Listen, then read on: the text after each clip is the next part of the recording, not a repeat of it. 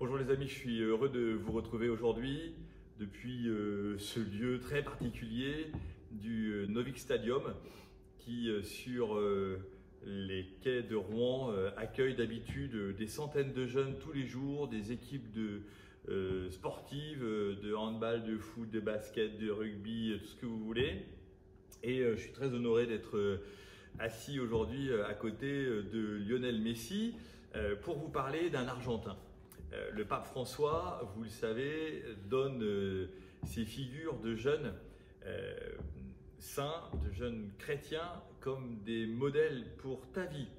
Et aujourd'hui, je voudrais te parler en quelques instants de Zéphirin Namuncura Ceferino Namuncura, qui est né il y a à peu près 120 ans, un peu plus maintenant, et qui était le fils du chef Mapuche, qui est une tribu, un peuple entre le Chili et l'Argentine, tu vois, très très au sud de l'Amérique latine, de l'Amérique du Sud.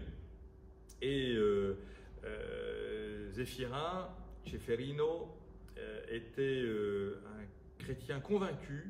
Il avait été marqué par la présence de Jésus dans sa vie. C'était un jeune tout à fait exemplaire, qui a beaucoup travaillé à l'école, qui vraiment était dynamique et courageux, et qui, alors là encore, j'en suis frappé dans cette intuition, ce prophétisme du pape François. Zéphirin a été marqué il y a un peu plus de 120 ans par les drames, des préjudices et des discriminations des jeunes Mapuches dans les écoles et les collèges du Chili et de l'Argentine, ceux qui étaient en train de devenir ces pays autonomes après la domination espagnole. Et aujourd'hui, c'est la même chose dans nos écoles, dans ton collège. Il y a des injustices énormes où les jeunes se comparent leurs fringues, leurs godasses, le prix de leur cartable ou de leur sac, de leur trottinette, qu'elle soit électrique ou pas, de leur téléphone bien sûr, de leur tablette, et ça crée des espèces de préjudices incroyables. Puis après vous avez du coup des vengeances, des vols, des casses, des remarques assassines dans les cours en disant tu l'as vu lui, c'est un pauvre, c'est un riche, enfin des considérations qui n'ont aucun sens, ni à l'âge de l'enfance ni à l'âge adulte. Et Zéphirin va souffrir aussi de ces discriminations à l'intérieur de son propre peuple et contre son propre peuple. Et du coup, il va décider de s'engager toute sa vie au service de son peuple pour y mettre le Christ. Il sent que le Seigneur l'appelle à devenir prêtre. Il part à Rome pour étudier et en fait, il sera gravement malade, il ne supporte pas le climat romain et il va mourir en 1905 de la tuberculose. Il a 18 ans. Mais en attendant, ce que nous reconnaissons de lui et ce que l'Église a reconnu de lui, qui fait qu'il est bienheureux, Zéphirin, bienheureux Ceferino, c'est que précisément, il n'a pas simplement lancé un programme politique contre la discrimination et les injustices.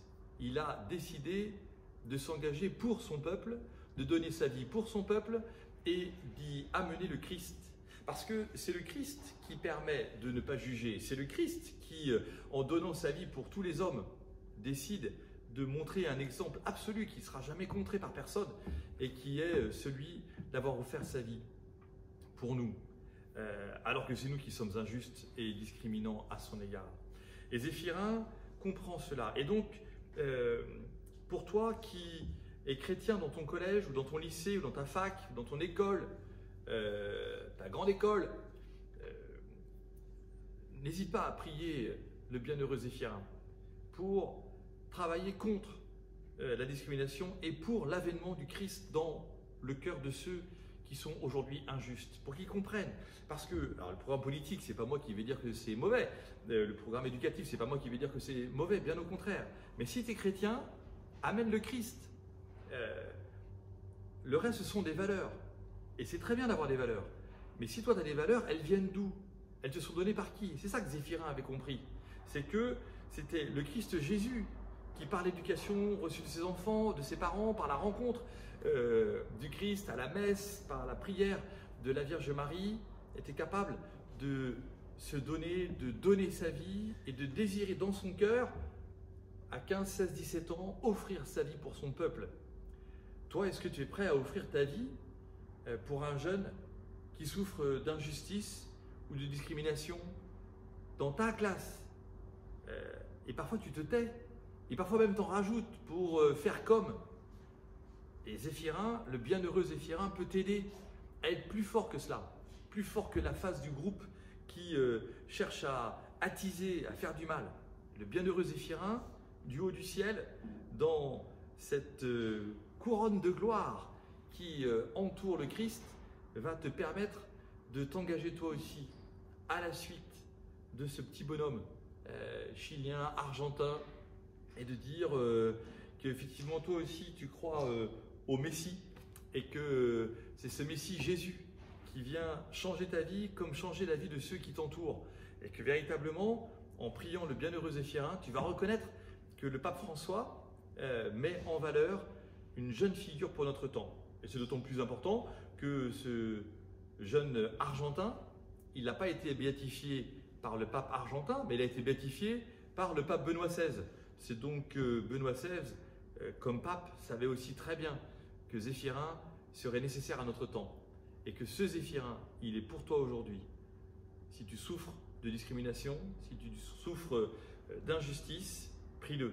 Si tu veux être un artisan de paix dans ton pays, ton école, ton collège, ton lycée, prie le bienheureux Zéphirin et demande à Zéphirin le courage de mettre le nom de Jésus comme le nom de celui qui sauve, comme le nom du Messie qui vient à ta rencontre et qui donne un sens à ta vie. Merci, à bientôt.